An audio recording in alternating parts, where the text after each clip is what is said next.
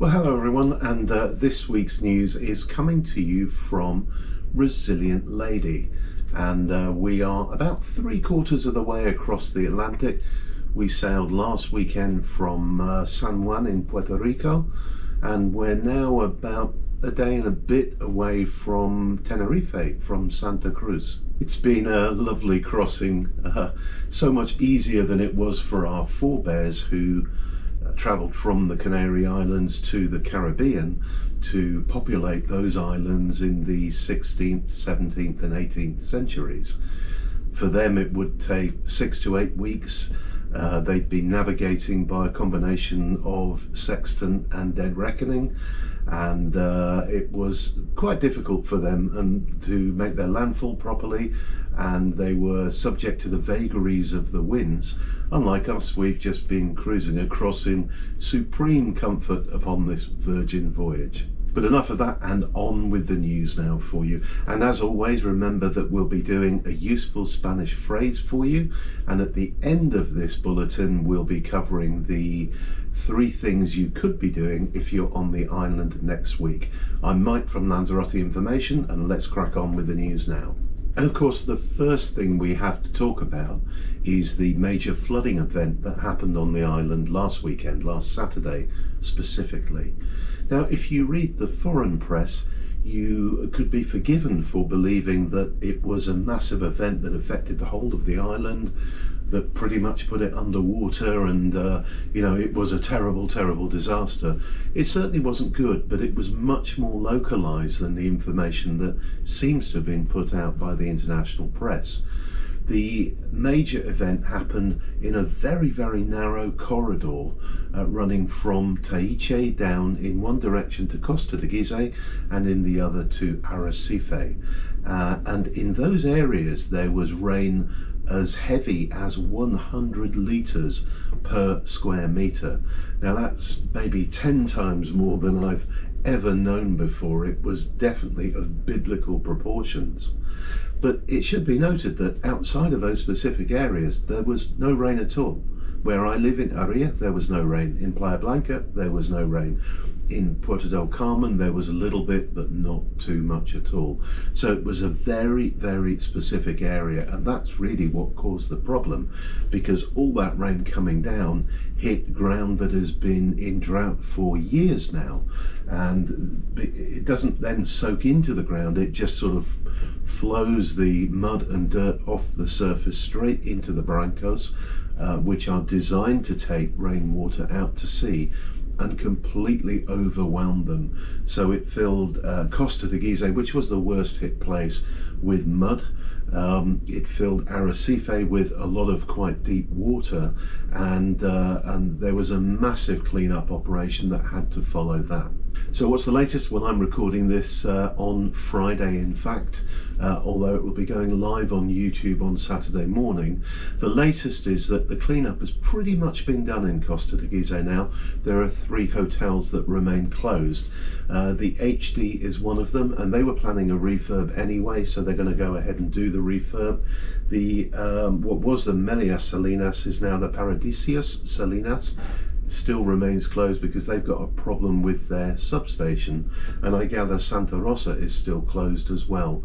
But apart from those 3 hotels, which total around 1,600 beds, everything else is working normally in Costa de Gizeh. And if you were to arrive there tomorrow, I gather that you wouldn't even know there had been a problem. Obviously the cleanup carries on as well in Arrecife and Taiche, but just to reiterate, if you're coming to other areas like Puerto del Carmen or any of rural Lanzarote or Playa Blanca, nothing happened effectively in those areas, so you will be completely fine. And even if you're arriving into Costa de Gizeh, unless you're staying in one of the 3 hotels I mentioned, it won't affect your holiday at all. So let's move on to better news now. And I love this story. A young lady, 23-year-old Ariadna Martin, is a Lanzaroteña. She was born and had her education and lived on the island. She is now a third officer on one of Royal Caribbean's premium class ships. They are the smaller kind of high class ships where they have about 2,500 passengers and around 1,000 crew. And Ariadna is for the first time going to be has docked in Lanzarote as of this morning. And as I say, I'm recording this on Friday. So she was able to help guide her ship into her home port, and the passengers will get ashore and I've no doubt enjoy it. But it's a nice story of a young lady who's gone off to find herself a career off the island and has now guided passengers back onto it. The ship left London a few days ago, stopped at Vigo on the way down, and is now docked in Arrecife. Next up, we've had more massive queues at Timanfaya this week, and I've seen pictures of a great long line of cars in the road to enter Timanfaya. Apparently people were having to queue for up to 2 hours. Unfortunately, because there are no toilets on that road, they had to get out of the car and use the sidewalk to have a pee, which really isn't ideal, particularly in a protected national park. And that has resulted in the head of Timanfaya calling for a solution at last from the Cabildo. Now, his name is Pascual Gil, and he is advocating that we don't have cars at Timanfaya at all, that people park in pre-organised car parks in Yaisa and in Tinajo. They leave their private cars or their hire cars there, and they get on shuttle buses to take them to the park. Now, the Cabildo have been talking about this for, well, I was going to say a year, but more than a year.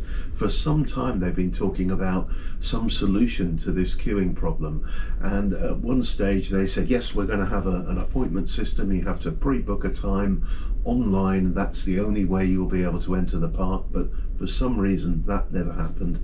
I think Pascual's idea of the park and ride is probably a good one, and hopefully the Cabildo will listen to him and get that up and running as soon as possible. Now, if you're a regular listener to this bulletin, you will know that we have a bit of a housing crisis here in the Canaries, and the issue is house building has not kept pace with the growing population and the number of tourists coming to the island. Now, that second one is affected by the fact that many owners of properties choose to holiday let them rather than long-term let them to locals. One of the solutions which you may have heard about being suggested for that by the Canarian president Fernando Clavijo is to restrict the purchase of homes to residents of the islands. Now, that isn't anything to do with nationality. It's not about saying foreigners can't buy homes. It's saying only people who are resident on the islands will be able to buy homes if his proposal is accepted. So for someone looking to retire here, the sequence would be to move to the island, initially rent somewhere, and then once residency has been granted, to then be able to buy a property here. It's not law yet, it's not even beyond a discussion point at this stage, but it is something that Fernando Clavijo is quite determined to push through over the next year or two. Now it's time to do this week's useful Spanish phrase for you, and this week I've actually got 3 words that mean the same thing, and they effectively mean in English, excuse me. And if you think about the phrase excuse me, it can be used in a number of scenarios. You might knock into someone and you'll say, oh, excuse me. Or you'll need to get past someone, and again you'll say, excuse me. You'll want to summon a waiter and you might put your hand up and go, excuse me. So these are the 3 Spanish words that kind of fit those 3 scenarios for you. And like excuse me, they're interchangeable. You could use any one of them in any one of those situations. So the first one of those is disculpe. Disculpe.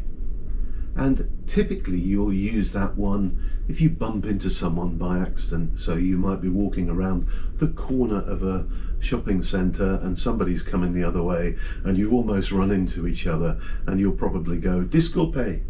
Now the next one, which again means excuse me, is con permiso. Con permiso. Now, con permiso literally means with permission. So it's the type of excuse me you will use when you want to squeeze through a gap, or you want to walk past the back of somebody's table, and you'll use that phrase, con permiso, and then you'll kind of hunch up and walk through, as we all do. And the final one is perdóname. Perdóname, which is literally pardon me, and that's most commonly used for summoning a waiter or a waitress in a bar or restaurant. So you might put your hand up and go perdóname, just to attract somebody's attention as they're walking past. So those are the three ways you might say excuse me in Spanish. Don't stress about trying to learn all three of them. Find the one that sits most comfortably with the way you speak, and you can use it in all of those situations. So perdóname, for example, is a really good one, and you can use that in any of the scenarios I've described. Walking around the corner and bumping into someone, perdóname. When you want a waiter, perdóname. When you want to squeeze past somebody or they're in the way, perdóname will always work. I'm only using that as an example. Pick the one that suits you, memorize it and stick with it, and keep using it, and it will stick in your brain. Okay, let's get back to the news now. And the news story I want to talk about next is the taxi strike. And you may have read or heard online that there has been a taxi strike on the island this week. It actually finished yesterday, so the strike period is over for those of you coming over for the Easter weekend. Only about 35% of the taxi drivers took part in the strike. So whilst it didn't completely stop the service across the island, it caused quite a lot of disruption, particularly at the airport, and the lead up to Easter is a very, very busy time on the island. But the strike is over now. You might ask, what are they striking for? And I found it quite hard to get an answer to that. But basically the Cabildo has been talking for some time about creating an island-wide taxi service rather than a municipality-based one as we do now. And reading between the lines, it sounds like the taxi cooperatives were kind of flexing their muscles and saying, we don't like that, and we want to show you how effective we can be when we call a strike because we are unhappy. I think they probably had the opposite effect, and if the Cabildo were in the process of pushing towards an island-wide taxi service and or introducing an Uber style service here, I think this strike may well have reinforced it that that's probably a good idea and something that's needed on the island. But hey, who am I to judge? We'll see what happens, but for sure the taxi service on the island is not currently fit for purpose. And finally, on the news front, before we move on to the three things you could be doing here next week, I just want to go back to the flood story and add a bit of late news that has come in. The Spanish government immediately, within 12 hours of the floods happening, promised full support for all businesses. The Canarian government did the same. The European Union has now stepped in and said they will make grants available to people who need financial help with repairing their properties or cars or businesses that were damaged by the flooding. So the good news is that process should be well supported. People will be covered whether through their own insurance or through these various government grants that are available. There's a fairly robust system that has already been set up where people can make their claims online, and I think it's a good example of the way the Spanish government and the Canarian government and the EU react in these kind of difficult situations. They're straight there saying, don't worry, we've got you covered, which is quite a nice feeling, and I'm sure that the repair repairs and replacements and everything will be done in really quick time in Costa de Gizeh, Arrecife and Taiche. So let's look at the 3 things I would recommend you do if you're on the island next week. And the first one of these takes place on the 23rd of April, which of course is next Wednesday. And this is a charity country night. And it's all about raising money for the animal charity La Casa de las Estrellas. And it takes place at 8 o'clock on the 23rd at Bar El Hilo, which is in Calle Juan Carlos number 1 in Puerto del Carmen. Juan Carlos is the road that runs down from what we all know as the Berkeys roundabout or the Toro roundabout. And that, as I say, kicks off at 8 o'clock and it costs €20 to go in. And I'm just going to read from what they're saying they've got on. They're suggesting you dress up in your favourite cowboy outfit. There will be country music and dancing, presumably line dancing. They'll have a great barbecue supper laid on. You'll get a chance to win a boozy hamper. You'll have a welcome drink on arrival to start the fun night. And tickets are on sale at the bar, so you can go to the bar now and pick up your tickets for that event on the 23rd. If you're into country music, it sounds like an absolute must-do, but also if you want to support the animal charity, it's a very good way of doing that. And next we've got 2 contrasting events on Saturday the 26th of April, so next Saturday. And the first is the Festival Cubano Canario de Lanzarote. So that's the Cuban Canarian Festival of Lanzarote. And I find this fascinating because Cuba was populated largely by people from the Canaries who emigrated to the Caribbean in the 15th and 16th centuries. And now we've had quite a lot of Cubans move back to the Canaries, to Lanzarote.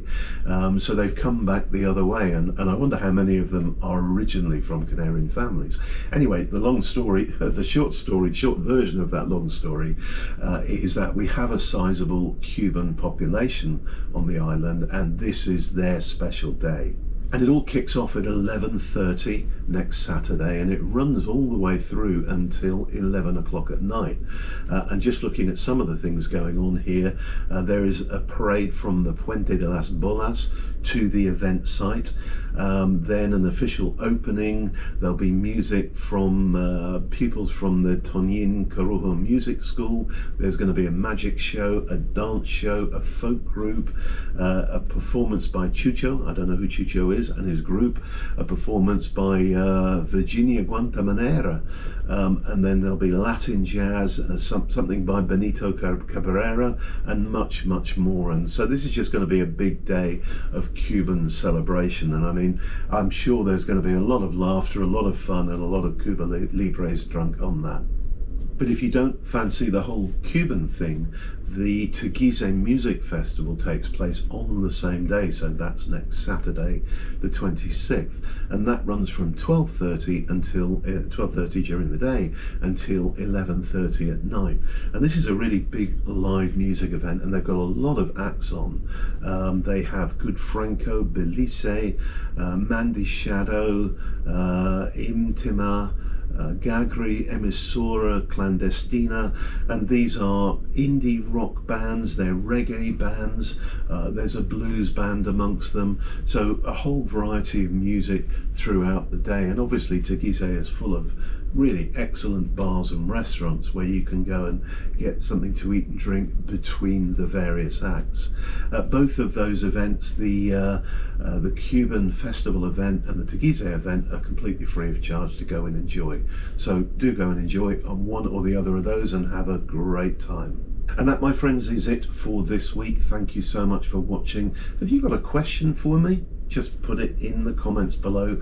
I read every single comment posted to the site, and I'll be happy to answer your questions or receive your feedback. If you've enjoyed this video, please give us a like, and if you haven't already subscribed, you know what to do. Thank you so much for watching, everyone, and bye for now. I'm going back to my cruising. Bye.